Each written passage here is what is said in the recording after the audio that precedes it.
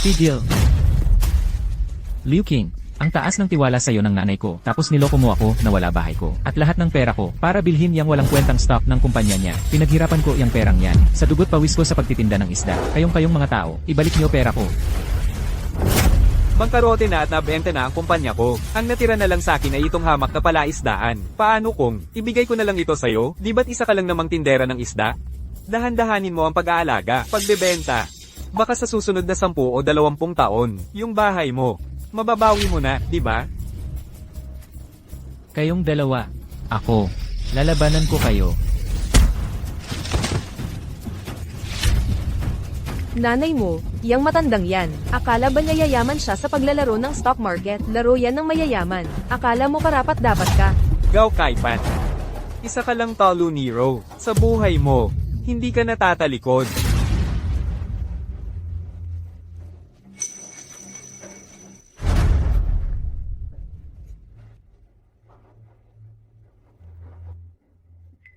Tandaan mo to. Ang pangalan ko ay Zhang Hong Wei.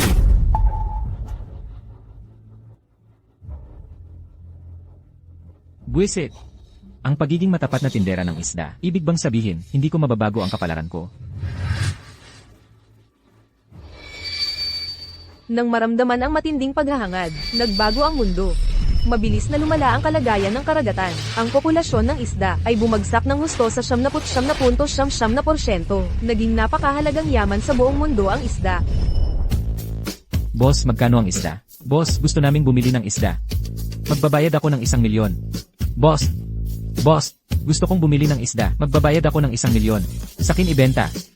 Sakin ibenta. Hindi ko ibebenta kahit anong presyo. Kunin nyo. Huwag niyo kunin isda ko. Huwag niyo kunin isda ko.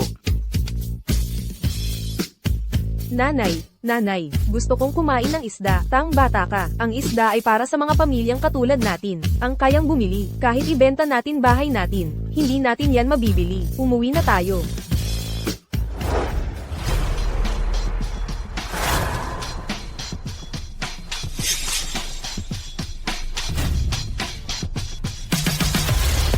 Habang umabot na sa 100 milyon ang presyo ng isda, ang pamumuhunan sa pag-aalaga ng isda ay naging isang negosyong kumikita na hinahabol ng lahat. At ang sinumang makokontrol ang industriya ng pag-aalaga ng isda ay magiging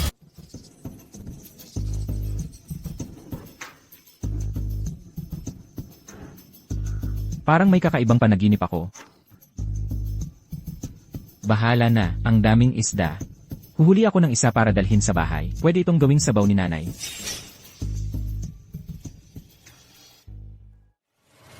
Lahat, mag-ingat kayo dito. Investment ang isdang ito, na nagastusan ko ng $100 milyong. Walang dapat magkamali. Opo, ma'am. Ingat!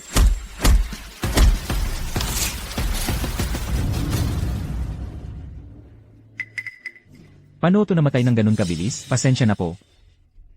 Ang $100 milyong ko. Anong 100 milyon? Huwag kang magpanggap na wala kang alam. Wala pang 10 buhay na isda ang natitira sa buong Yongsheng. Itong isang isdang ito lang, ang mga kaliskis at dumi na nagagawa nito bawat taon, ay nagkakahalaga ng 10 milyon sa kita para sa aking giant group. At ngayon, sinira mo ang lahat. Hindi naman siguro ganun kabigat yon. Isda lang yan, di ba? Babayaran kita. Babayaran mo ako. Kahit ibenta ka, hindi aabot ang halaga. Tama na yan. Isda lang yan. Babayaran kita. Kanina lang hapon, huli ko ito. Sa pond, sariwa pa. Kunin mo na.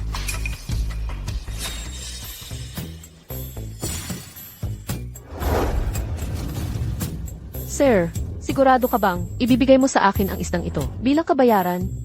Isda lang yan. Marami kaming pond sa amin. Sige, aalis na ako. Teka, Ano na naman? ayaw mo na sa isdang ito. Tama, kakamatay lang, sariwa pa. Pwede mo pa itong lutuin ngayon. May kutsilyo ka ba? Kutsilyo. Hoy, bigyan niyo ng kutsilyo ang ginoong ito.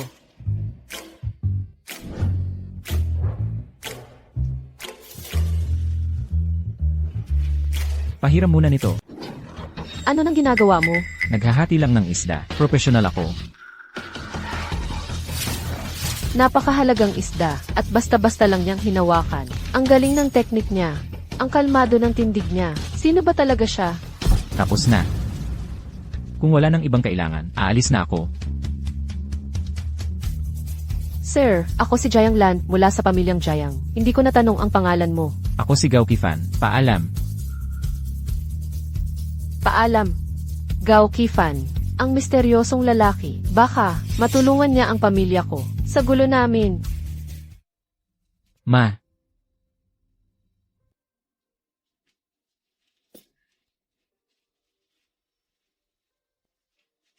Ma, gumagaling ka na ba? Uminom muna ng sabaw ng isda. Anak. Kasalanan ko lahat ito. Naskam ang lahat ng pera natin. Sinira ko ang lahat para sa iyo. Ma, ayos lang. Hindi naman ganoon kalaki ang nawalang pera. Magtatrabaho lang ako ng mas maigi. Magtitinda pa ng ilang taon ng isda. Kapag nakapag-ipon na ako ng sapat, mabibili ko ulit ang bahay natin. Gao Kifan. Dapat bayaran na ang renta. 20,000. Pero napagkasunduan natin, 10,000 sa 6 na buwan. Sino ba ang umuupa ng 6 na buwan lang? Isang taon ang minimum. 20,000 ang renta. 20,000. Aling nena, pwede bang bigyan mo ako ng konting panahon? Hindi ito charity. Kung hindi ka magbabayad, marami ang gustong umupa. Kung hindi ka makakabayad, lumayas ka na ngayon. CJ, aalis na ako. Hintayin mo lang matapos kong pakainin si nanay.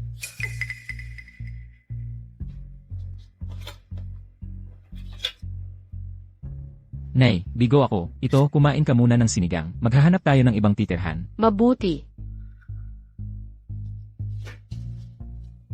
Sino ba sa palagay niya siya? Pareho kami ng gisi. Pareho kami ng gisi. Ito, subo ka pa.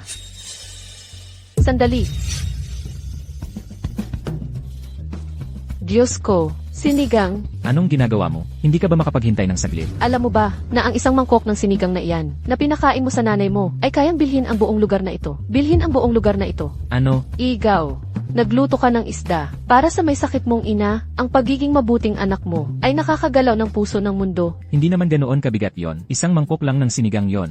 Diyos ko, may buong buto ng isda. Kung ibebenta ito sa museo, halagang hindi bababa sa 3 milyon. Igaw, may mungkahi ako. Pwede bang ipagpalit mo ang buto ng isdang ito sa bahay ko? Ano? Buto ng isda kapalit ng bahay? Nagbibiro ka lang, di ba? Igaw, alam kong medyo luma na ang lugar na ito. Mukhang sira-sira, hindi gaanong mahalaga. Pero maganda ang lokasyon. Ipagpalit na lang natin, pwede ba? Wala naman akong problema. Pero ikaw, may lagnat ka ba? Dapat ka bang magpatingin sa doktor? Hindi na kailangan. So pumayag ka na, huwag kang magbabalik-balak. Ang bahay na ito ay sayo na mula ngayon. Anong nangyayari? Landlord. Ma'am. Nabaliw na ba siya? Mas mabuting hawakan ko muna ito. Ibibigay ko ito sa kanya pagbalik niya.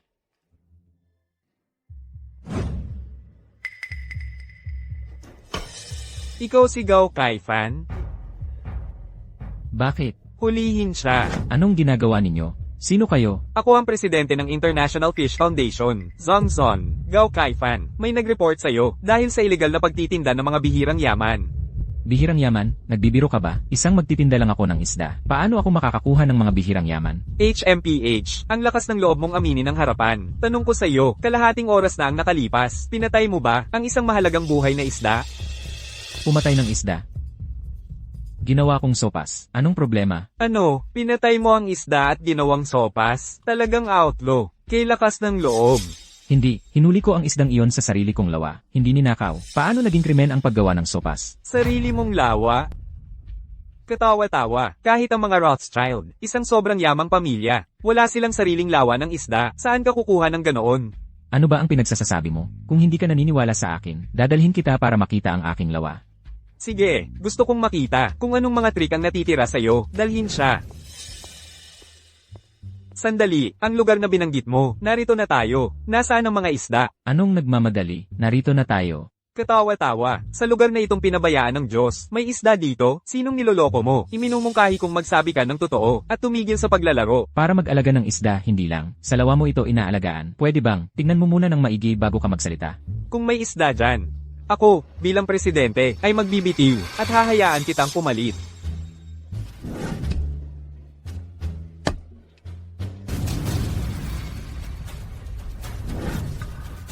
Diyos ko, isda. Ang daming isda. Siguradong 10,000 sila. Pangulo. Pangulo. Huwag mo akong tawaging Pangulo, hindi ako karapat-dapat sa titulong yon. Pakawalan mo siya, ngayon din. Bilisin mo. Jigaw. Naglibot na ako sa buong mundo, at wala pang 100 isda ang nailigtas ko. Ngunit ikaw, sa ganitong kadali, ay nakapag-alaga ng 10,000. Jigaw, ang pagiging pangulo, ay dapat sa iyo. Hindi ka pa ba nakakita ng isda dati? Isang lawa lang ito. Ganoon ba talaga ito kainganyo? Alam mo ba, kung ano ang ibig sabihin ng 10,000 isda? Naiintindihan mo ba ang konsepto? Isang isda ay katumbas ng 100,000,000. Ang lawa mong ito ay sapat para gawin kang ang pinakamayaman sa buong mundo. Ang pinakamayaman sa buong mundo. At hindi pa kasama dyan. Ang mga bagong fries na isi silang taon-taon. O ang mamahaling roe, kaliskis, at iba pang mga bagay. Ang iyong 10,000 isda ay parang 10,000 mga printer ng pera. Ganoon ba talaga ito ka-eksaherado? Ikaw dyan, maglagay ng mga gwarda sa paligid ng lawa ni Jigaw 24/7. Maglagay ng mga gwarda sa paligid ng lawa ni Jigaw 24/7. Antas ng seguridad, katulad ng sa Swiss National Bank. I-lock ng mahigpit. Si Jigaw lang ang pinapayagang makapasok ng malaya. Opo, sir. Pero paano naman ang paggawa niya ng sinigang na isda? Kahayaan na lang ba natin yon? Maikli ang iyong paningin. Sa paglala ng kalidad ng tubig, lumalala ang pag-aalaga ng isda. Tanging si Jigaw ang kayang mag-alaga ng ganito aming isda ng ganito kadali. Kaya ano kung medyo espesyal siya? Bukod pa riyan, lahat ito ay kay Jigaw. Pribadong ari-arian. Magagawa niya ang anumang gusto niya sa mga ito. Naiintindihan. Jigaw, ito ang gold card ng aming foundation. Tanging ang mga nangungunang investor sa pangingisda sa mundo. Ang maaaring magmay-ari nito. Pakiusap, tanggapin mo ito. Wow din. Kailan pa naging sikat ang pag-aalaga ng isda? Hanggang sa ganito na ang atensyon. Nagpadala pa sila ng gold card sa akin. Mr. Gao, taos puso ko kayong inaanyayahan sa aming Fisheries Investment Conference. Naniniwala ako na ang mga top fisheries investors sa mundo ay magiging masaya na may malaking tao tulad mo sa pag-aalaga ng isda.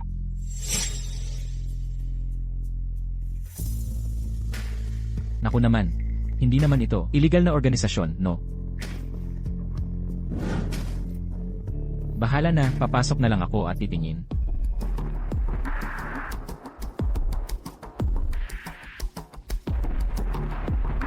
Mga kababayan, maligayang pagdating sa Jiangxing Fisheries Investment Conference. Ngayong araw, ikinagagalak naming tanggapin ang bagong milyonaryo si Zhang Hongwei. Young Master Zhang, bigyan natin siya ng isang malakas na palakpak. Young Master Zhang, binabati kita sa pagpasok mo sa pinakabagong listahan ng mayayaman. Narinig namin na kamakailan lang ay ginastos mo ang buong yaman mo, $100,000,000 para bilhin ang isang isda bilang investment sa fisheries. Totoo ba yon? Tama, ang pag-aalaga ng isda ang kinabukasan. Ang pinakamalaking investment trend. Ako, si Zhang Hongwei. Dapat samantalahin ang pagkakataong ito. Ang lakas ng loob, Young Master Zhang, talagang matagumpay sa murang edad.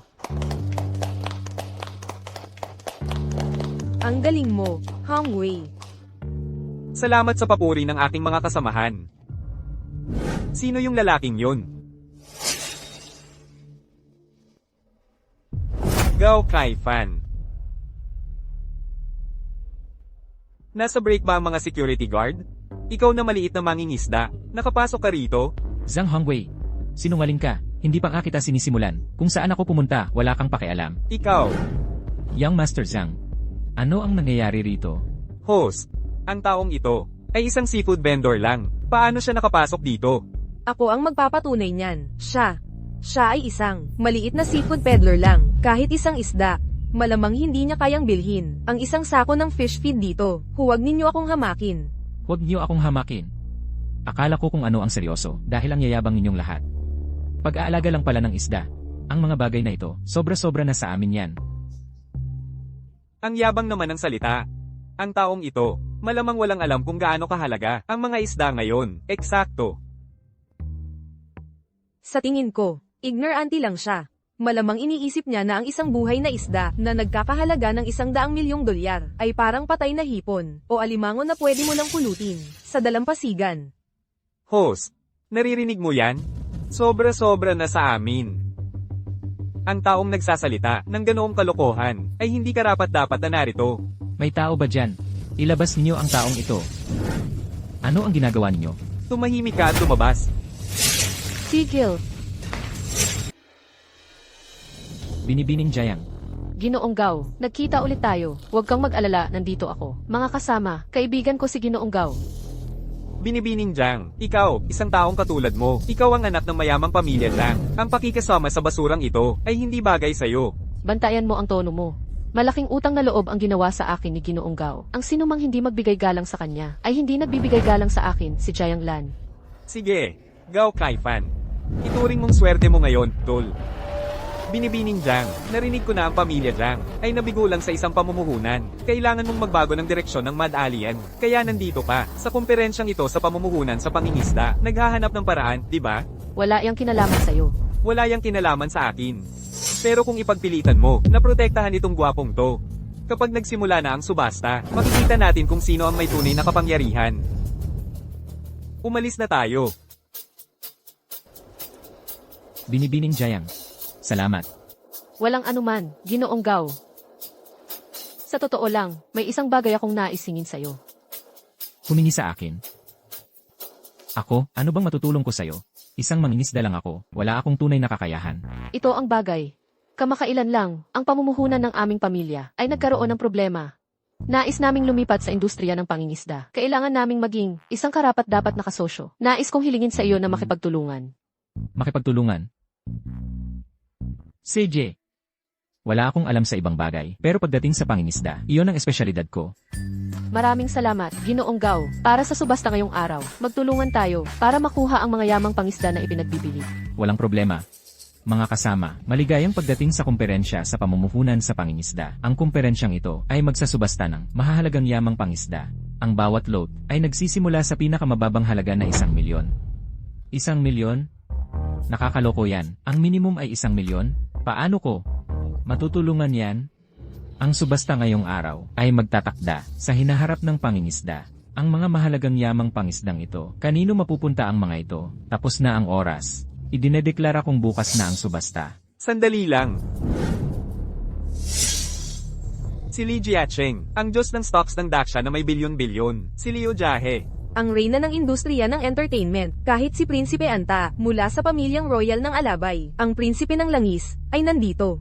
Paumanhin, mga kasama, narinig namin na may 10 mahalagang buhay na fry ng isda na ipinagbibili sa Jiangcheng. Nag-charter kami ng pribadong eroplano para lang bumili ng mga ito. Mangyaring patawarin ninyo kami. Kaya pala silang lahat ay dumating para sa mga design ng isda.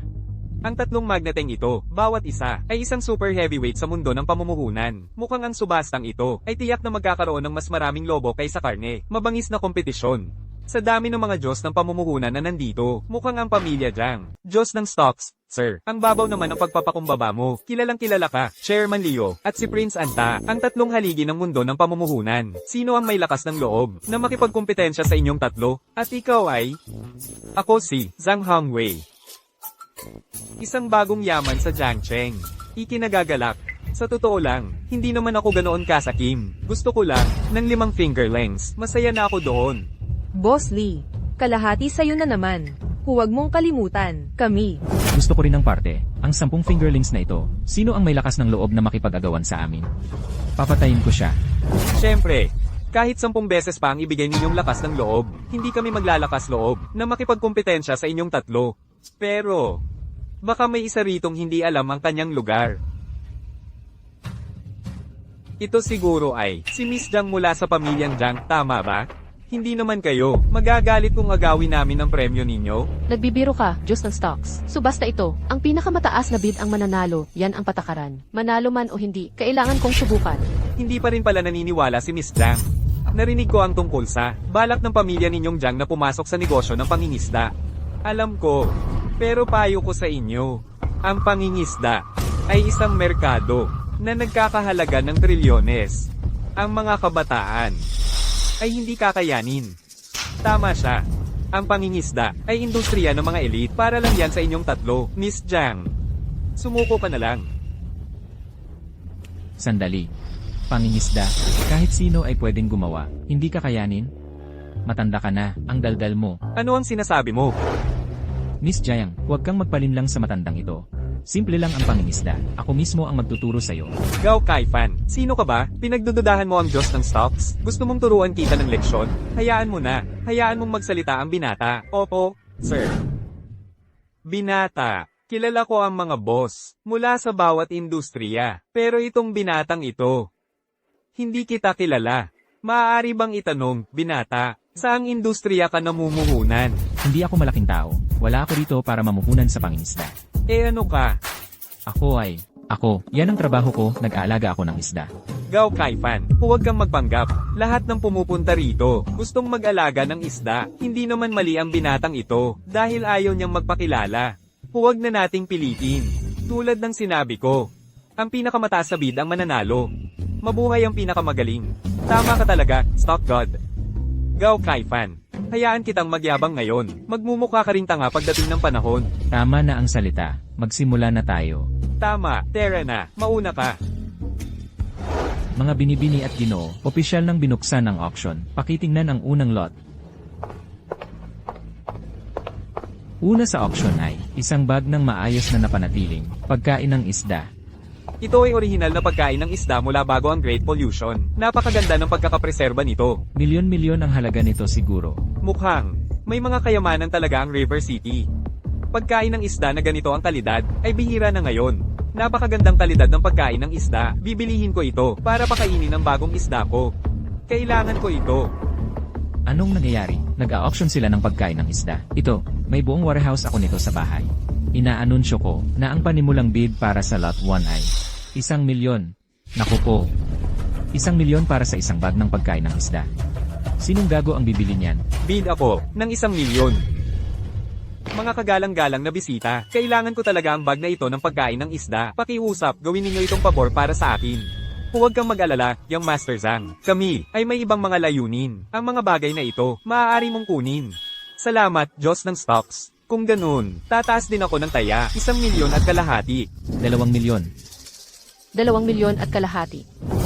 Binibining Jayang, nababaliw ka ba? Gagastos ka ng mahigit 2,000,000 sa bagay na ito. Isang sako lang ng pagkain ng isda yan. Ginoong Gao, kung gusto mong pumasok sa industriya ng pangingisda, kailangan ng pagkain ng isda. Bukod pa riyan sa ganitong presyo.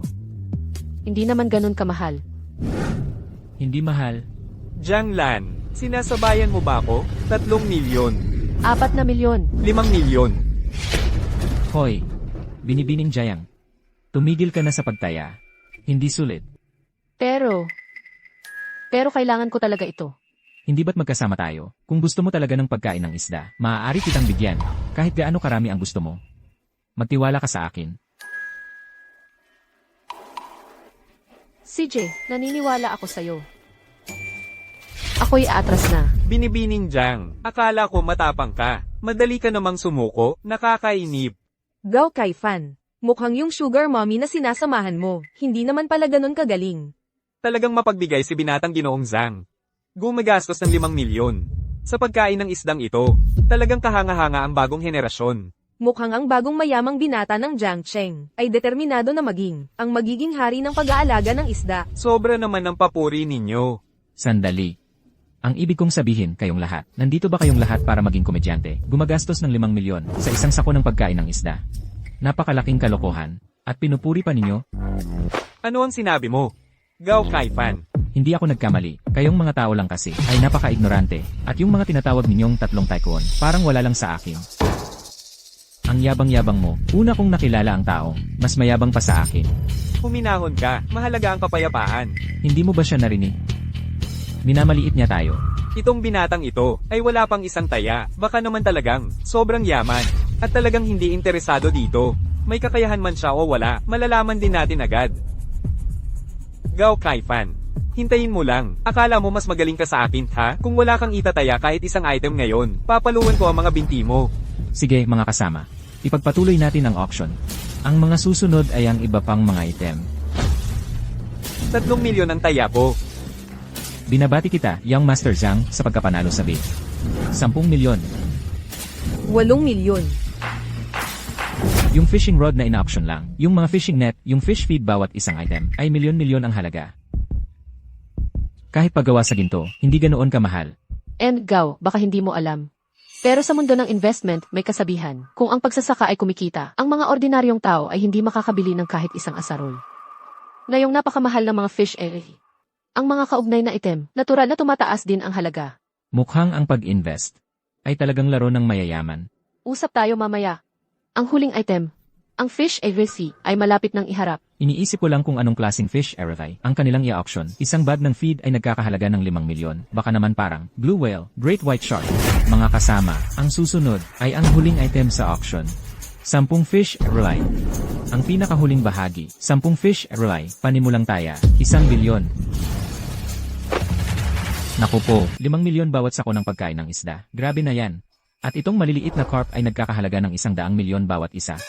Ginoong Gao, karamihan sa mga isdang natitira sa merkado ngayon ay iba't ibang species. Mahirap na silang magparami.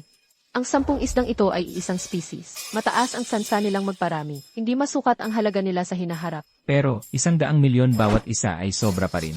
Baka higit pa sa 100 milyon. Mga kaibigan, ang 10 RJ na ito ay maaaring ibenta ng hiwa-hiwalay. Ayon sa presyo bawat unit, ang may pinakamataas na taya ang mananalo. Magsimula na ang subasta. Mga Ginoo, bihira ang kayamanang ito. Ako, si Ginoong Lee, hindi na magpapakipot. Tatayan ko ng 1 bilyon ang 5. Wow! 200 milyon na bawat isa ang itinaas niya. Tatayaan ko ng 600 milyon ang 3. Magaling! May iba pang taya. Kaya't ipinahahayag ko. Binabati kita Ginoong Lee sa pagkapanalo ng 5. At si Prince Anta sa pagkapanalo ng 3. Talagang ang 3 magnate sa mundo ng pamumuhunan. Ngayon, 2 na lang ang natitira. Ay naku, kung hindi tayo tumaya ngayon, mawawala na sila. Tatayaan ko ng 300 milyon para sa natitirang 2. Tatayan ko ng 350 milyon. Binibining Jayang. Binibining Jayang. Kung hindi mo kayang bilhin, huwag mo nang bilhin. Hindi lang sulit. Binibining Jang, mukhang uuwing walang dala ang pamilya Jang. Hindi ba't ang yabang mo kanina? Bakit hindi ka tumaya?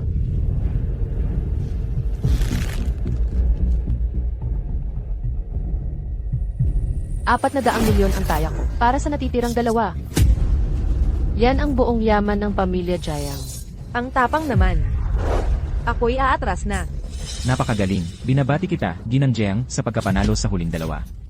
Ano naman kung ang pamilya Jang ang manalo sa huling 2? Ubus na ang pera ng mga Jang. Malubha ang kanilang paghina. Mahihirapan silang makabangon. Hayaan mong magyabang ang batang sigaw Kaifan. Pagbagsak ng pamilya Jang, tingnan natin kung kanino siya si Sandol. Magaling. Binabati kita, Ginang Jayang. Pakiakyat po sa entablado para sa pagbabayad, Ginang Jayang. Sandali. Ayaw namin yan. Ayaw namin itong 2 isda. Ginoong Gao, ano ang ginagawa mo? Ginang Jayang, ang ilang maliliit na karpa na ito ay hindi sasapat para mapuno ang isang mangkok ng sili. Ganun ba talaga ang halaga nila? Huwag kang maloko sa panlulokong ito. Gao Kaifan, nanggugulo ka sa subasta? Gusto mo bang mamatay? Tumahimik ka. Nalaman ko na ang totoo. Lahat kayong mga tao ay mga manluloko lang. Ginoo, ang mga item sa aming subasta ay may presyo. Ayon sa halaga sa merkado, patas at makatarungan. Kung hindi ka magtataas, pakiwaglit ang paggulo sa iba. Patas at makatarungan. Huwag mo akong lokohin. Hindi man ako mayaman, pero libo-libo ang aking mga relay. Ginang Jayang, kung talagang gusto mo sila, maaari kitang bigyan. Hindi mo na kailangang bilhin. Sasabihin ko sa'yo, siya. Mga sinungaling silang lahat. Ano ng lakas ng loob mong tawagin kaming sinungaling? Tingnan mo nga kayong mga ito. Inarkilan nyo lang ang mga kakaibang kasuotang ito, mula sa kung saan-saan. Mukha kayong mga katatawanan. Ano pa ba kayo kundi mga sinungaling? Katatawanan. Ano ng katatawanan? Ang kapal ng mukha mo, Gao Kaifan.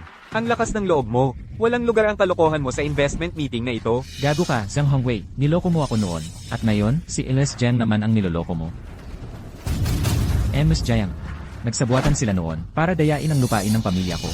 Ngayon ang mga ito ay nakipagsabuatan sa mga katatawanang ito para lokohin ka. Itinutulak nila ang mga walang kwentang airsign ng isda sa halagang 100 milyon. Nakakagali. Ikaw ay naninirampuri sa akin. Host, naninirampuri siya sa akin. Nandito lang siya para manggulo. Tama, mula nang magsimula ang auction, siya'y nakikialam. At siya'y walang respeto sa 3 top tier na business tycoons na ito.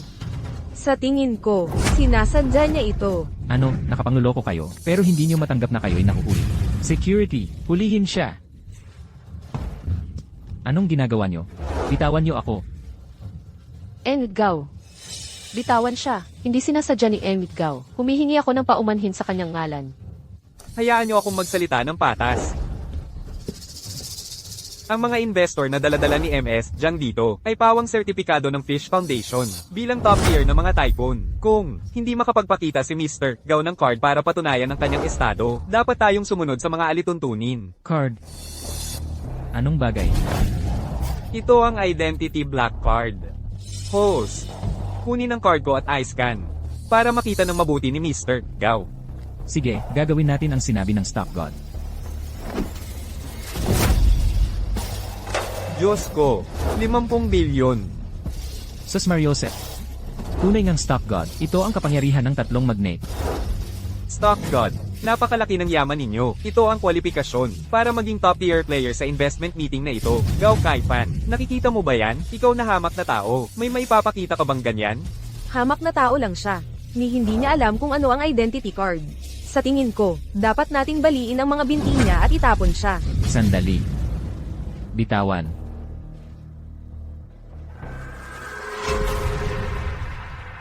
Ito ba ang tinutukoy nyo?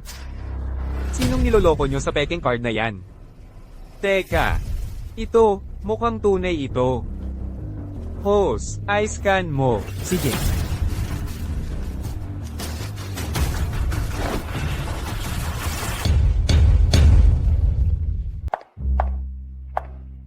Ginoong Tagapangulo. Hindi ako makapaniwala. Ang maliit na lungsod ng Jiangcheng na ito ay mayroon palang eksperto sa aquaculture tulad ni Ginoong Gao. Salamat sa kanya. Ang aking misyon ay nalampasan ng 100 beses. Ibig sabihin, malaki ang utang na loob ko sa kanya. Hello. Nakuha ko na. Ginoong Tagapangulo, may urgent ong sitwasyon. Ginamit lang ang gold card ni Ginoong Gao, pero ang aming backend ay hindi pa nailalagay ang kanyang wealth value sa database. Ano? Si Ginoong Gao ay isang key protected target ng aming foundation. Paano nangyari ang pagkakamaling ito? Sa utos ko, ay update agad ang account information ni Ginoong Gao. Opo. Teka, dadalhin ko ang ilang tao at ako mismo ang pupunta doon. Tara na. $100. Sabi ko na nga ba, Gao Kaifan, ikaw ay isang dukha lang. Nakakahiya naman. Akala ko, may isa pang malaking tao sa mundo ng pamumuhunan. Hindi ko inaasahan ang ganitong resulta. Nakakabigo. Mga Ginoo, ako na ang bahala dito. Ako ang magtuturo sa kanya ng leksyon para sa inyo. Ito, ako. Tigil, tingnan ninyo. Nagbago ang wealth value ni Ginoong Gao. Nakakakita ba ako ng tama? Ang wealth value ni Gao Kaifan ay nadagdagan ng 1 zero. Isa pang 0 at patuloy pa rin itong tumataas. 7 zero. 8 zero. 9 zero. 1 trilyon.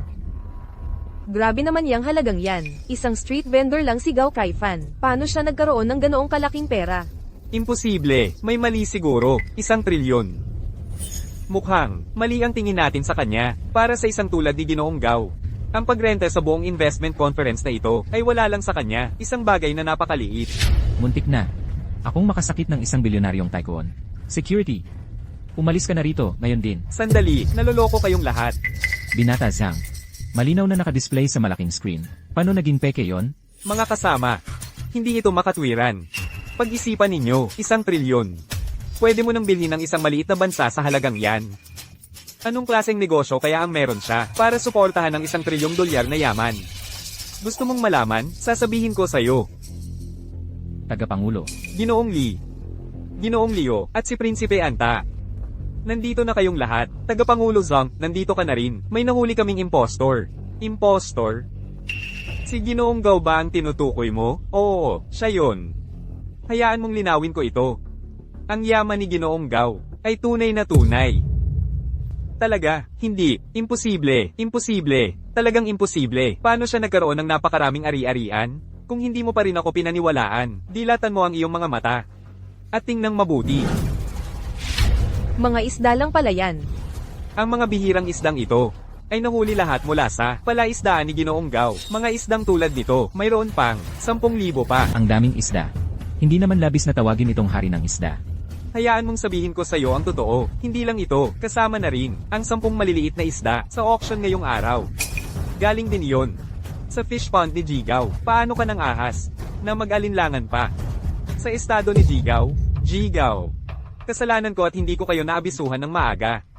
Ako na ang nagpasya at ipinagbili para sa inyo ang 10 maliliit na isdang iyon. Hindi ko inasahan na magkakagulo ng ganito. Taos puso akong humihingi ng paumanhin. Kaya ninakaw pala ang mga isdang ito mula sa aking fish pond. Sapat na ang panloloko ninyo sa mga tao. Ang gamit pa ninyo ay ang aking mga isda. Lampas na yan sa hangganan. Ito, Malinaw naman na option ito. Paano mo masasabing manloloko ang ginoong ito? hindi mo ba nakikita sa estado ni Jigaw? Hindi niya pinapansin ang maliit na halagang iyon. Gaw Kifan. Yigaw, ipagbili ninyo po sa akin. Ang basket na yon ng mga adultong isda. Sige na, nakikiusap po ako. Handang-handang ipagpalit ko ang 10 alabay oil fields para sa mga yon. At ako rin, mahal na hari ng isda, handang-handang ipagpalit ko ang 30 top Hollywood star contract sa ilalim ng aking pangalan para sa 10 isdang iyon. Gusto ko rin, ipagpapalit ko ang share sa 10 finance companies para sa iyong 10 isda. Huwag ninyo po sana itong maliitin. Huwag naman kayong magpaka-over sa pag-arte. Ilang isda lang naman ito. Ganito ba talaga ang halaga nito? Itong si Jigaw. Wala talaga siyang pakialam sa aming maliliit na ari-arian.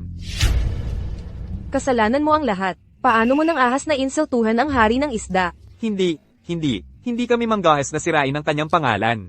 Mga gwardya, tao, habarin ninyo ang dalawang ito at itapon sila sa labas. Ginoong Gaw.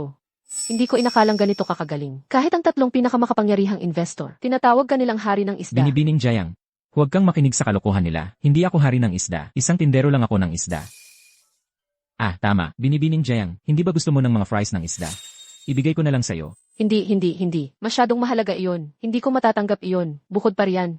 Nakuha ko na ang pagkain ng isda mo. Hindi ba't magkasosyo tayo? At tinulungan mo ako ngayon? Dapat kong ipakita ang aking pasasalamat.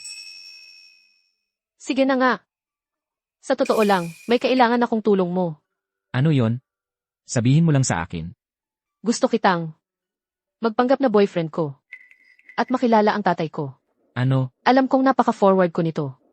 Pero, wala talaga akong ibang choice. Isang mayamang binata mula sa isang mayamang pamilya ang may gusto sa akin. Kung hindi ako makakahanap ng panangga, pipilitin ako ng tatay ko na magpakasal.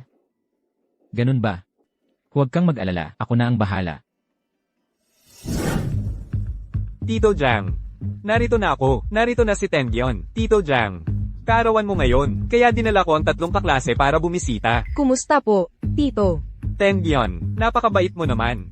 Lanlan, may regalo rin ako para sa'yo. Salamat. Hindi ko kailangan iyon. Lanlan, magpakabait ka. Paumanhin. Tay, ang regalo niya. Hindi ko talaga matatanggap. Dahil, may boyfriend na ako. Saan ba nanggaling to? Ganun talaga. Hindi siya karapat-dapat. Lanlan, ito. Tay, ito ang boyfriend ko. Si Gao Kifan. Tama. Kumusta po, Tito? Sige, dahil nandito ka na. Tuloy ka. Tara na. Tito, ito pala ang Fish Deity Hotel. Ang sikat na Fish Deity. Oo, tama. Itong isdang Diyos na to, nahuli ko lang ito nang nagkataon noong bata pa ako. Mula nang makuha ko ito, ang career ko ay sumisikat. Pagkatapos kong bilhin ng hotel na ito, inilagay ko ito rito bilang guardian fish deity ng hotel. Ang ganda ng isda. Ito ang unang beses na nakakita ako ng buhay na isda at kulay ginto pa. Walang katumbas ang halaga nito. Eksakto, may isang beses, inalok ako ng $1 bilyong para dito. Tinanggihan ko. Yampeng, tingnan mo ang aking isdang Diyos. Ano ang masasabi mo? Tito Jang, sabi nila, ang karpa ay maaaring maging dragon. Hindi pa yan. Ang isdang ito ay isang golden carp. Naniniwala ako sa pagbabantay ng isdang Diyos na ito sa pamilya Jang. Magiging maayos ang kinabukasan at dadaloy ang yaman. Salamat sa magagandang salita, Young Master Peng. Binata, ikaw naman ang magsabi. Ano ang masasabi mo sa aking isdang Diyos? Sige na, CJ.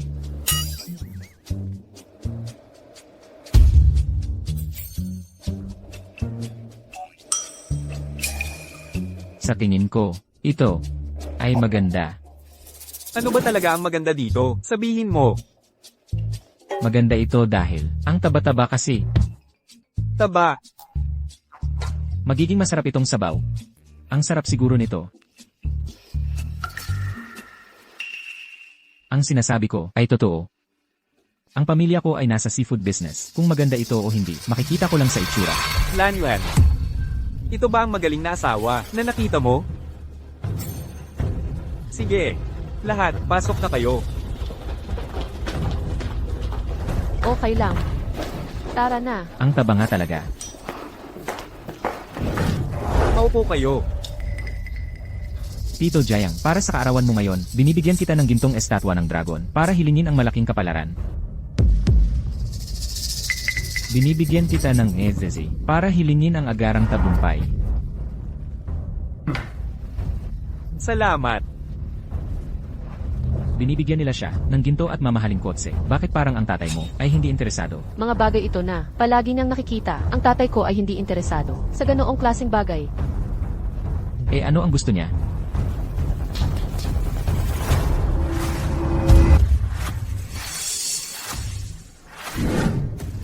Tito Jack, alam kong kaarawan mo. Nag-aksaya ako ng maraming koneksyon. Gumastos ako ng malaki para bilhin ito para sa'yo. Wow! Tunay na kayamanan ito. Nako, tunay na tuyo ito. Hindi lang iyon. Ang isdang ito ay inasnan sa loob ng buong 10 taon. Hindi ko inakala na mabubuhay ako para masaksihan ang araw na makikita ko ang ganitong bihirang kayamanan. Binatang Ginoong Feng, maaari ko bang amuyin? Siyempre.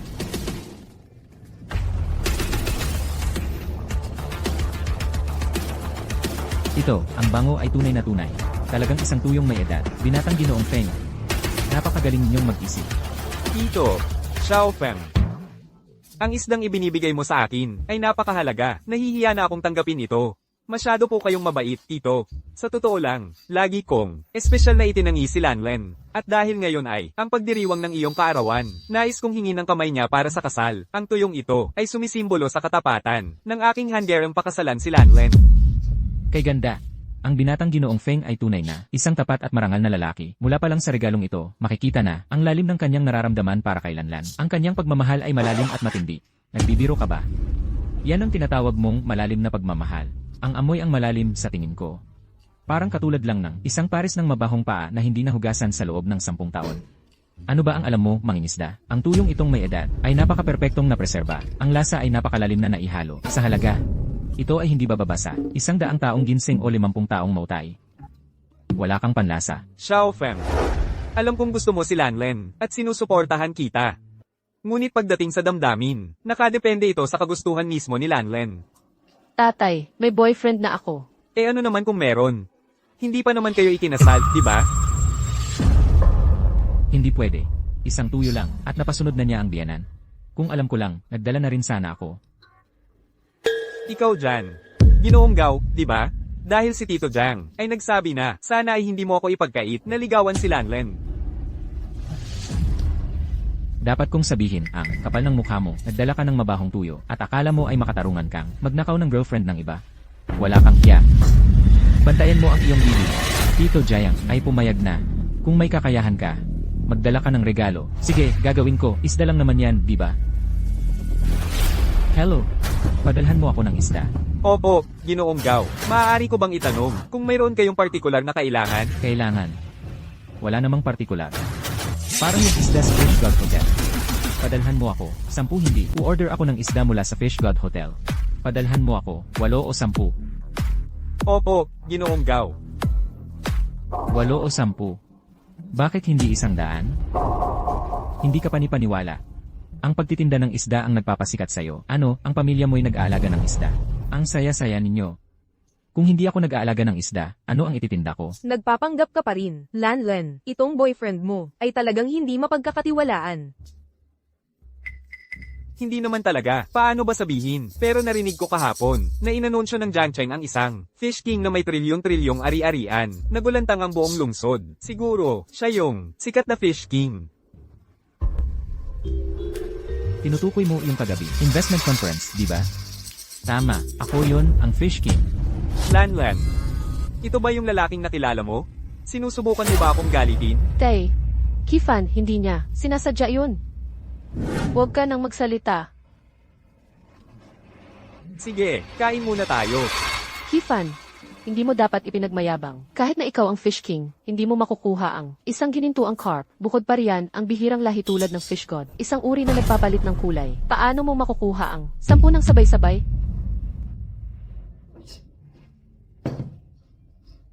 Mukhang galit ang tatay ko. Siguro, dapat kang magpakababa muna. Magpakababa? Saan ba ako pupunta? Tay, unang beses ni Kifan dito. Siguro, hayaan mo muna siyang umorder. Magandang ideya yan, Tito Jayang. Marahil ito ang unang beses niya sa ganitong high-end na lugar. Hayaan mo siyang lumabas at magpakalawak ng kanyang pananaw. Lene, ano ba ang malaking bagay? Tito Jayang, ang aking kasanayan sa pagluluto ay mas magaling kaysa sa head chef ng hotel. Paano kung hindi ka na mag-order? Ako mismo ang luluto ng ulam para sa'yo. Sige. Sige, gawin mo. CJ, Sige na, alis ka na.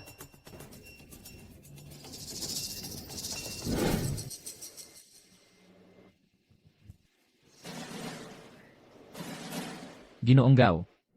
Inutusan ako ni Ginoong Jayang na tulungan ka sa pagluluto. Ano ang kailangan mo? Meron ba ang kusina ninyo? Nang kahit anong isda. Isda? Nagbibiro ka, anong isda ang nasa kusina? Ang poor talaga ng hotel ninyo, wala man lang kayong isda. Ginoong Gao, ang isang mahalagang nilalang tulad ng isda ay nakalagay sa lobby, sa pinakaprominenteng lugar para ipakita. Ang lobby. Let's go.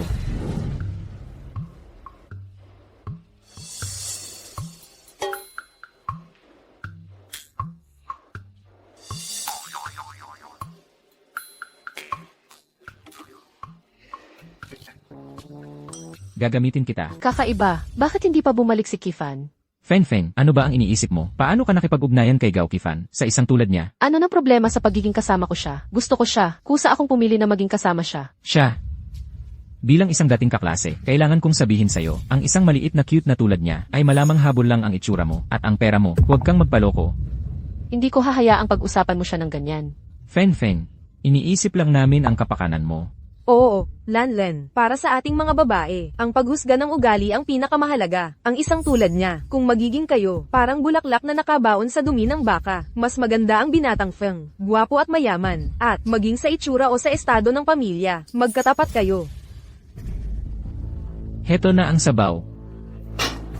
Pasensya na sa paghintay. Sinabi ko sa'yo na umorder ka ng pagkain at ang tagal mong bumalik. Gusto mo ba kaming magutom? Eksakto. Tingnan mo ang ginawa mo. Hindi naman mukhang masarap. Impossible. Ang pagluluto ko. Lahat ng nakakatikim gustong gusto. Ang bango. Anong klaseng sabaw ito? Paano ito napakabango? At kayong mga mayayaman, ang yabang niyong mga sanay sa mundo. Hindi niyo ba alam ito? Aralin niyo na lang. Ito, may nakakaalam ba sa inyo? Kakaiba, ilang taon na akong nagpapatakbo ng restaurant. Natikman ko na ang lahat ng masarap sa mundo. Pero itong partikular na putahe, ang bango ay nakakaakit. Wala pa akong nakatikim ng katulad nito. Xiao Gao, maaari ba akong makakatikim? Siyempre naman, Tito.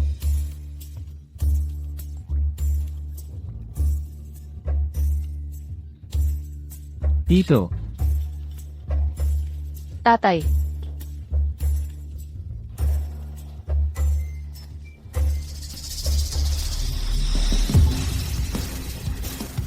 Masarap. hindi na. Ano bang pwedeng gawin yan na masarap? Tikman ko nga.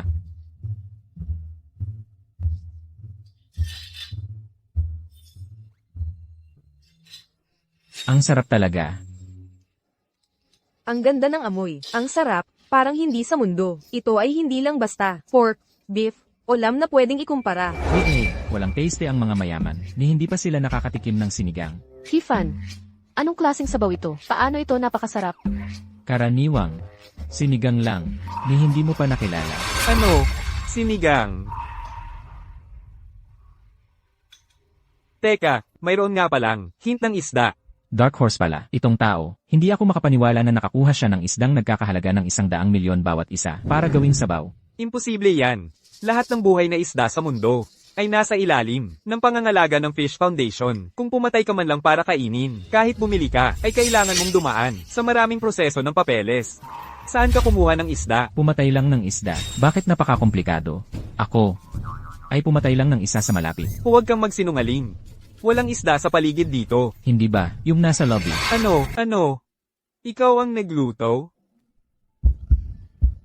Diyos ko. Tatay, Ang aking, Ginoong Jiang, Diyos ko. Well, Gao Kaifan, naglakas loob ka pang magluto ng Fish God ng Fish God Hotel? Nababaliw ka na. Isda lang yan. Ganoon ba kalaki ang problema? Sa pinakamasamang mangyari, kukuha lang ako ng kapalit para sa inyo. Kukuha ka ng kapalit. Nagkakahalaga ng $1 bilyong ang Fish God, at isa lang yan sa buong mundo. Paano ka kukuha ng kapalit? Wala na tayo. Ang Fish God Hotel na walang Fish God. Ang mga pagkalugi ay higit pa sa 10 bilyon. Dahil sa kanya, ang pamilya Jiang ay malamang na mabangkarot ng tuluyan. Tama, Lanlen. Sinabi ko na sa'yo noon, huwag kang makipag-ugnayan sa mga tulad niya. Huwag kayong magpanik. Nagpadala na ako para kumuha ng kapalit. Papunta na. Isang isda lang naman ang pinatay ko, di ba? Babayaran ko kayo ng 10. Nagdadahilan ka pa.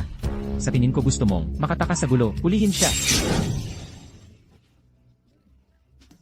bitawan nyo. Gao Kaifan, nagdulot ka ng napakalaking problema, at naglakas loob ka pang tumakbo. Huwag kayong mag-alala, Ginoong Jiang. Sisiguraduhin kong harapin niya ang pinakamabigat na parusa. Mabubulok siya sa bilangguan. Walang saysay, nawala na ang Fish God. Ano ang saysay ng pagpaparusa sa kanya? Baka naman, gustong wasakin ng langit, ang pamilya Jiang, ang International Fish Foundation. Presidente Zongzon. Ayon sa utos ng Fish King, Fish Foundation, President Zong, ano ang dahilan ng pagpunta mo rito? President Zong. Ito yung tao, niluto niya ang Fish God, sa Fish God Hotel. Dapat ayusin mo siya, ng maayos. Ano? Niluto ang isda? Si Jigao ba, ang nagluto sa Fish God? Siya nga, ang yabang-yabang niya. Niluto? Kung niluto, ano naman? Ha? President Zong, hindi mo siya parurusahan? Bakit ko siya parurusahan? Si Jigao, hindi naman tayo walang pambayad dyan. President Zong, ano ang dahilan ng pagpunta mo ngayon? Narinig ko na, kailangan ni Jigao ng ilang isdang pandekorasyon. Kaya agad akong pumili ng ilan. Sa aming inventaryo, mga dekalidad na maliliit na goldfish. Regalo para sa inyong Fish God Hotel. Heto, goldfish. Ano? Goldfish. Mas bihira pa yan kaysa golden koi. Isang mahalagang, mutadong lahi. Imposible yan. Goldfish. Hindi ba't extinct na sila? Walang katumbas ang halaga nila at wala na sa merkado ngayon. Hindi mo mabibili yan kahit may pera ka. Ang mga isdang ito ay libre lang. Regalo para sa inyong Fish God Hotel. President Jiang. Tanggapin mo na. Talaga. President Zong. Sa ngalan ng pamilya Jiang, pinasasalamatan kita sa pagsagip mo sa amin. Huwag mo akong pasalamatan. Kung may gustong pasalamatan, si Jigao ang pasalamatan mo. Siya, ang tunay na benefactor ng inyong pamilyang Jiang. Sa ngalan ng pamilya Jiang, pinasasalamatan kita, aming benefactor. Huwag nang magpaka-formal. Kasalanan ko, hindi ko sana hinusgahan ang itsura, at hindi ko sana na-misinterpret ang kabutihan mo. Sa lahat ng mga taon, ako'y kumakapit sa Fish God Hotel na ito, nakakulong sa aking mga nakagawian. Ayaw magbago, kaya nga, bumababa ang estado ng pamilyang Jiang. Ang pagluto mo sa Fish God ay naging paalala sa akin, upang putulin ang mga lumang gawi at magsimula muli. Ha? Ako ba? Siguro. Xiao Gao, ang intensyon mo, naiintindihan ko na ngayon, napagpasyahan ko, na si Gao Kaifan, mula ngayon ay magiging manugang ng pamilyang Jiang. Sa pamamagitan nito, ipinahahayag ko na ang Fish God Hotel, Ano? Ibinibigay mo sa akin ang buong 5-star hotel na ito. Sa akin. MMHMM. Tito Jiang, nagkakamali ka, hindi mo ako pinili, isang tindero ng seafood ang pinili mong manugang. Xiao Feng, naiintindihan ko ang nararamdaman mo, pero hindi mo mapipilit ang damdamin. Sige, kaya ako pala ang naiiba rito, Tito Jiang. Hayaan mo na lang ang tindero ng seafood na ito. Hayaan mo ang vendor sa kalye na ito, ang lumutas sa krisis ng pamilya Jiang. Aalis na ako.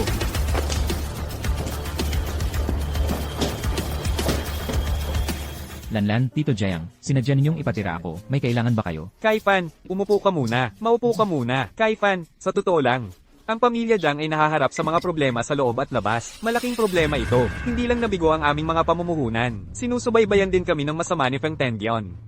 Gusto niyang gamitin ang kasal bilang dahilan para lumunin ang mga ari-arian ng pamilya Jiang. Sana ay makialam ka at matulungan ang aming pamilya Jiang sa krisis na ito. Pero wala naman talaga akong kakayahan. Ang meron lang ako ay walang katapusang supply ng isda. Wala na akong iba. Ginoong Gao, hindi mo napapansin na nakaupo ka ngayon sa trilyon. Ang hari ng isda na ang yaman ay katumbas ng mga bansa. Hari ng isda. Anong hari ng isda?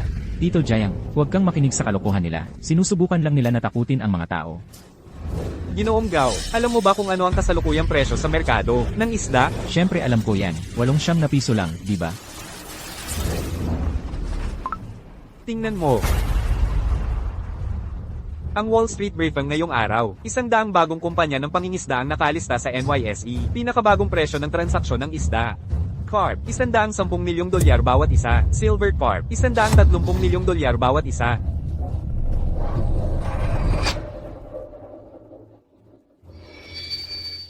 Nadarama ang malakas na pagkahumaling. Ang mundo ay sumasailalim sa pagbabago. Mabilis na lumalala ang kapaligiran ng dagat. Ang populasyon ng isda ay bumagsak ng 99.99%. Ang isda ay naging isang pandaigdigang limitadong yaman.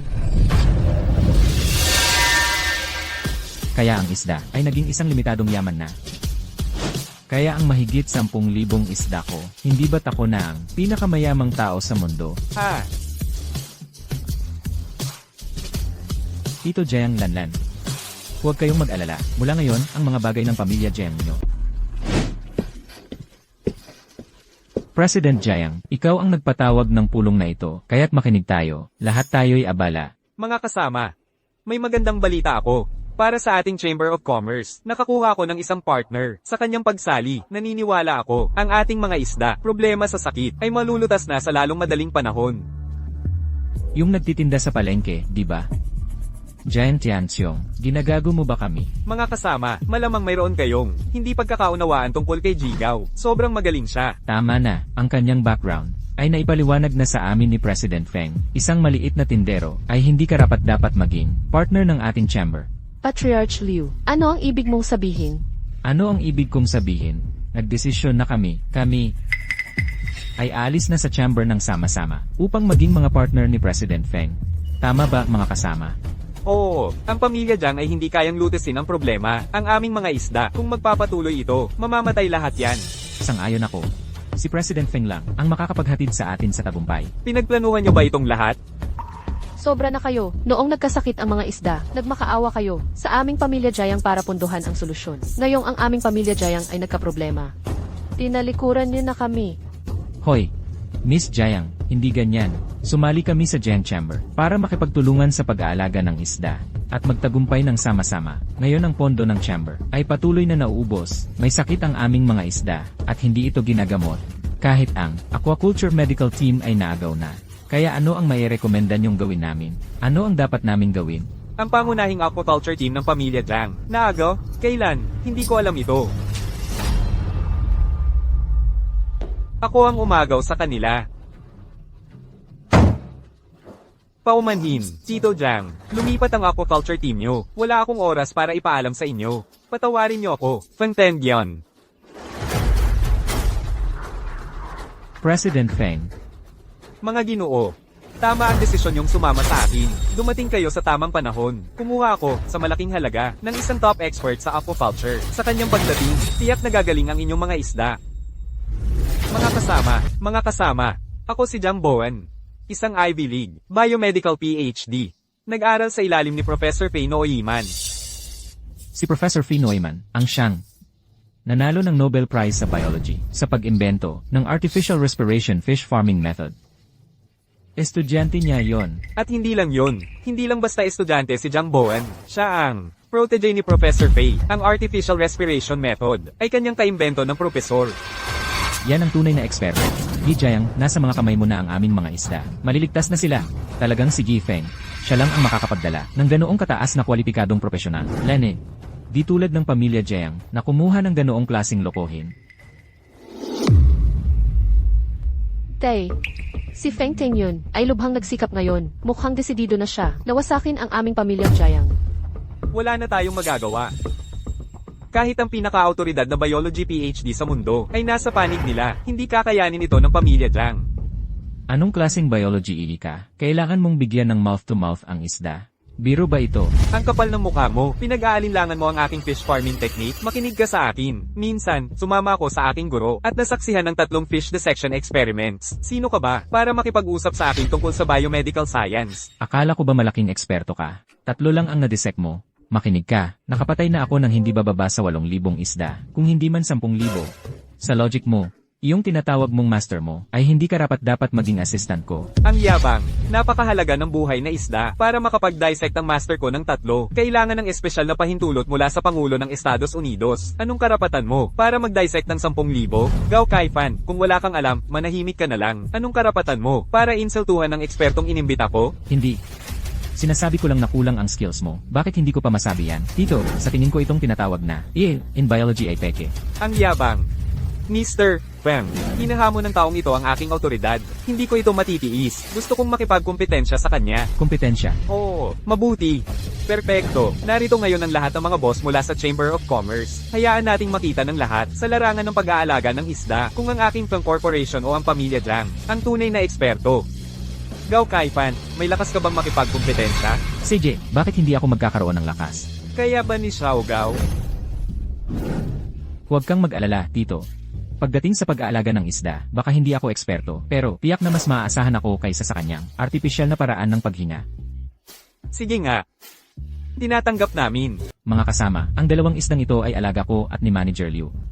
Sa hindi malamang dahilan, wala silang gana kumain itong mga nakaraang araw, at ayaw din nilang gumalaw-galaw. Kung magpapatuloy ito, baka magkasakit at mamatay ang mga isda. Sa inyong dalawa, kung sino ang makakapagpagaling sa mga isdang ito, ang siyang mananalo.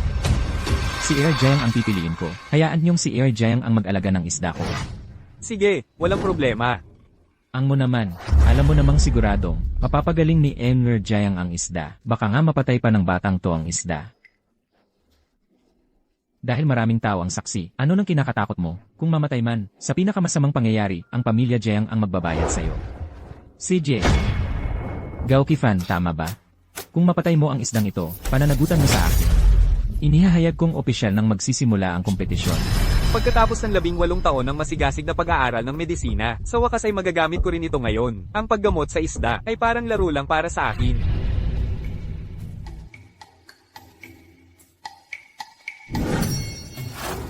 Mga kasama, ang isdang ito, base sa aking pagsusuri, ay may anorexia at napakababa ng level ng oxygen sa dugo. Gamit ang aking profesional na kagamitan, madali ko itong mapapagaling.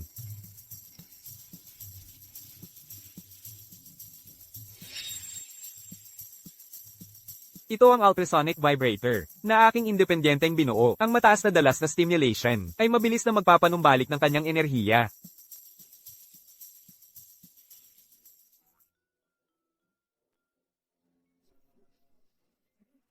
Gumagana na. Ginoong Jiang, talagang profesional ka. Isang simpleng paggamot, at buhay na ulit ang mga isda ko. Ginoong Feng, sa pagkakaroon ng ganyang talento sa ilalim mo, sa pagsunod sa iyo, ang paghahari sa industriya ng pangingisda ay malapit na lang. Paghahari sa industriya ng pangingisda, sa pamamaraan niya, ang mga isdang ito ay siguradong mamamatay. Tumahimik ka, bata. Huwag kang magsalita ng walang alam. Mabuti na ang lagay ng mga isda ko. Paano naman sila malapit sa pagkamatay? Gao Kifan, binabalaan kita. Gawin mo ng maayos ang trabaho mo.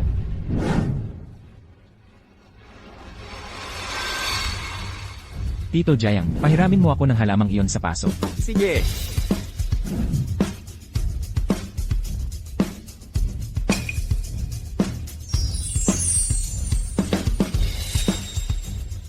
Ano ba ang ginagawa ng batang ito? Huwag kayong mag-alala, Ginoong Feng. Ano man ang gawin niya, hindi siya mananalo. Ano ang ginagawa mo? Nagtatapon ka ng isang dakot na mabahong bulok na puti. Doon, pinapatay mo ba ang mga isda ko? Sabi ko na nga ba, ang batang ito ay talagang may problema. Sa pamamaraan mo, himala kung hindi mamatay ang mga isda. Tay, sa tingin mo ba'y magiging epektibo ang ginagawa ni Gao Kifan? Sa puntong ito, tiwala na lang tayo sa kanya. Tignan niyo. Patay na ang mga isda. Tignan mo, patay na ang isda. Ang isda ko. Ikaw pala. Ikaw na maliit na to, ang pumatay sa isda ko, bakit ka ganyang nag-aalala? Sino nagsabing patay na? Hindi lang ito gumagalaw. Nakikita mo, may pag-asa pa sana itong lumaban. Pero ngayon, tapos na talaga ang laban nito dahil sa'yo. Mga kasama, sabi ko na sa inyo noon pa, ang taong ito ay isang mapagpanggap na walang kwenta. Nakikita nyo? Nagdala siya ng gulo ngayon. Ang payo ko sa inyo ay magising na kayo at sumali na sa aking Feng Group. Tama si Ji Feng, talagang wala ng pag-asa ang pamilya Jiang. Eksakto. Ang isang maliit na tindero sa palengke ay hindi talaga makakapantay sa isang doktor, ang aming pamilya Jiang, na pinaghirapang pamana, ay talagang magwawakas na lang ba ng ganito? Yi Jiang, pakiusap, kailangan mong tumulong. Sagipin mo ang isda ko, pakiusap, kasalanan ko lahat ito. Dahil nagtiwala ako sa munting ito, ikaw na lang ang makakapagsagip nito ngayon. Huwag kang mag-alala, Geely, walang problema, kukunin ko lang ang gamit ko para gamutin ang isda mo. Sandali. Kung gagawin mo talaga yan, ang isdang ito ay magwawakas tulad ng kay Yilio. Siguradong mamamatay. Kalokohan. Ang isda ni Gilio, pagkatapos kong gamutin, ay masigla at maliksi. Anong karapatan mong magsalita ng ganyan? Huling hininga na yon bago mamatay. Kung hindi ka naniniwala, tingnan mo. Ang isda ko. Ano ang nangyayari? Ano ba talaga ang nangyayari? Paano ito namatay? Hindi ba't sinabi mong magagamot mo ito? Paano ito namatay? Imposible yan. Hindi dapat. Siguro siya ang may gawa. Siguro siya ang gamulo gamit ang tambak na putik na ito. Sinira ang kapaligiran. Nalesan ang isda. Huwag kang magsalita ng kung ano-ano. Hindi ko nga hinawakan ang isda mo. Ikaw ang pumatay dito sa pagpapagamot mo. At doktor ka pa ang tawag sa sarili mo. What? Anong karapatan mong humusga sa akin? Hindi ba't ikaw rin ay pumatay ng isa? Teka, tingnan mo, ang isdang ginamot ni Gao Kifan. Gumalaw. Talaga? Tutu. Gumalaw ang isda ko. Ano ang ginagawa ng isda? Nangingitlog ito, mga itlog ng isda. Nangitlog ang isda ko. Imposible yan. Lahat ng isda ko ay namatay sa paggamot. Paano posibleng mailigtas ng batang to ang mga yon, at ngayon nangitlog pa? Sabi ko sa'yo Sabi ko sa'yo huwag mo siyang payagang gamutin ang mga yon, pero di ka nakinig. Kaninong kasalanan yon? Kifan, ano nang nangyayari? Bakit yung mga isda ni MLU na maayos kanina, patay na ngayon? Dahil siya, ay mali ang diagnosis mula pa sa simula. Ang dalawang isdang ito ay walang anorexia talaga. Nasa panahon sila ng pag-aanak. Panahon ng pag-aanak. Eksakto. Ang mga isdang nasa panahon ng pag-aanak ay madaling matakot. Ginamit lang niya yung instrumentong yon para guluhin sila, tapos ibinuhos niya ang isang dakot na pagkain doon. Ang mga isdang yon ay tapos na. Bakit mo nilagyan ng lahat ng putik at damo to? Dahil ito ang uri ng kapaligiran na gustong-gusto ng mga isda. Hindi mo ba narinig ang kasabihan, kapag masyadong malinaw ang tubig, walang isda. Sa pag-aalaga ng isda, ang kapaligiran ang susi. Ganun ba? Kaya pala ang mga isda ko ay nangitlog. Ang mahal kong anak ay nagpapatuloy na sa angkan. Enle. Babae ang mga yon. Ang mahal kong anak na babae. Sabi mo kaya mong gamutin sila. Ano nang gagawin natin ngayon? Paano ko malalaman? Ang kalamang to. Kahit guru ko, di alam. Paano niya nalaman? Wala akong pakialam. Ikaw ang mananagot. Gusto kong babayaran mo to sa mga nawala sakit. Ano bang gusto mong palabasin? Ikaw ang nag-volunteer sa kompetisyong to. Anong kinalaman namin doon? Huwag mong kalimutan. Ikaw, ang nagpumilit na gamutin namin ang isda mo. Feng yun. Ano nang ibig mong sabihin? Wala ka na nang gagawin. Ano ba ang fish farming? Investment yan. Anong investment ang hindi nalulugi? Bakit problema namin yan? Ikaw. Hoy, mga kasama, tignan nyo ng mabuti. Ito ang tinatawag nyo na si Feng. Pinatay niya ang isda ng iba, at wala man lang siyang pakialam. Ang isang taong walang pananagutan. Sigurado pa ba kayong susunod kayo sa kanya? Tama siya. Itong si Feng yun, hindi rin mapagkakatiwalaan. Hindi tayo pwedeng makipagtulungan sa kanya. Ang aming isda, nakasalalay sa kanila ang aming kabuhayan. Kung may mangyaring masama, wala na kami. Gao, hindi mo na kailangang magsalita. Ginamot mo ang isda ko. Ang aming pamilyang Li, 12-12 ng tao. Salamat sa'yo. Mula ngayon, ako si Li Haipeng. Susunod sa'yo hanggang kamatayan. Ako rin, Gao. Bulag ako noon. Mula ngayon, sasamahan na kita. Kami rin. Hindi kami uurong. Hindi uurong. Kayong mga balimbing. Alam kong hindi kayo mapagkakatiwalaan. Pinatay mo lahat ng isda ko, at nagpapanggap ka pa. Sige, kung ayaw nyo sa maayos na usapan, huwag nyo kong sisihin. Kung hindi na ako magpakabait, pasok kayo dito. Ano nang balak mo? Feng yun, ano nang ginagawa mo? Anong ginagawa ko kung hindi tayo magkakaintindihan sa maayos na usapan? Tapos na ko sa paglalaro sa'yo kapag naaresto ko na kayong lahat. Ang mga yamang pangisda ng Jiangsheng ay magiging akin na lamang. Gawin nyo, tigil. Ang Diyos ng stocks ng Daxia, si Li Zong. Ang tatlong tycoon sa mundo ng pamumuhunan. Hindi ba yan ang reyna ng entertainment, si Liu Jiahe?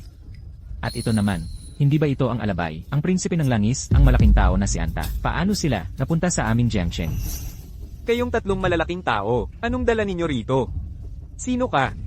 Ako si Feng Tengyun. Ang lugar na ito, ang Jiangsheng, masasabi kong teritoryo ko ito.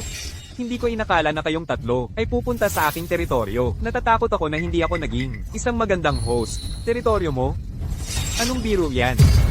Hindi pa nga nagsasalita si Mr. Gao. Anong karapatan mo para tawagin itong teritoryo mo? Si Mr. Gao? Ano ang meron sa kanya para tawagin ninyo siya ng ganoon? Dahil si Mr. Gao ay ang numero 1 sa mundo ng pag-aalaga ng isda, ang malamat na fish king. Ano? Si Kim Gao ang Fish King. Ang Fish King? Kaya pala ang profesional niya. Kaya siya ang hari ng pag-aalaga ng isda. Ang Fish King. Wala na ako. Nasagasaan ko ang Fish King ngayon. Kung manggahas kang sumalungat sa Fish King, kailangan mong sagutin sa amin na 3 typhoon. Sang-ayon ba tayo? Umalis ka na dyan. Oo, umalis na tayo. Mula ngayon, sa mundo ng pag-aalaga ng isda, si Mr. Gao ang maghahari. Tara na. Dumating na ang magandang oras. Ang ribbon cutting ceremony ay magsisimula na. Ayos. Congratulations, Ginoong Gao, sa napakasaya mong araw ng kasal. Nagbubukas ka pa ng pig farm. Doble talaga ang saya. Salamat. Salamat sa inyong lahat. Pero sa ngalan ng napakaraming netizens, gusto ko sanang itanong, sa nakalipas na 3 taon, naging pinakamayaman ka na sa mundo. Sa pag-aalaga ng isda, ang tinaguri ang Fish King. Bakit ngayon mo papipiliing talikuran ng industriya ng pangingisda at mag-alaga na lang ng baboy? Sa nakalipas na mga taon, artipisyal na tumaas ang presyo ng isda. Nagkakahalaga ng mahigit $100 milyong bawat isa. Sobra na talaga. Pero ngayon, ang supply ng isda sa buong mundo ay unti-unting bumabalik sa normal. Bumalik na sa normal ang presyo ng isda. Kaming mga ordinaryong tao ay kayang-kaya ng kumain ng isda. Mabuti iyon. Tungkol naman sa pagiging Fish King ko, hindi naman talaga importante kung ako nga o hindi. Ginoong Gao, karapat-dapat kang tawaging bagong hari ng investment world. Ang ganyang kamalayan at responsibilidad ay talagang kahanga-hanga. Wala yun. Sa ngayon, gusto ko lang mag-alaga ng baboy ng maayos at mamuhay ng maayos. Mabuti. Maganda ang sinabi mo, Kifan. Suportado kita. Ano? Paano ito nangyari? Mga kasama, importanteng balita, dahil sa isang misteryosong swine fever na kumakalat sa buong mundo, maraming namamatay na baboy sa bansa, lubhang tumaas ang presyo ng baboy, ng 1 milyong beses. Ayon sa mga eksperto, ang pag-aalaga ng baboy ang magiging pinakamalaking investment trend. Ano,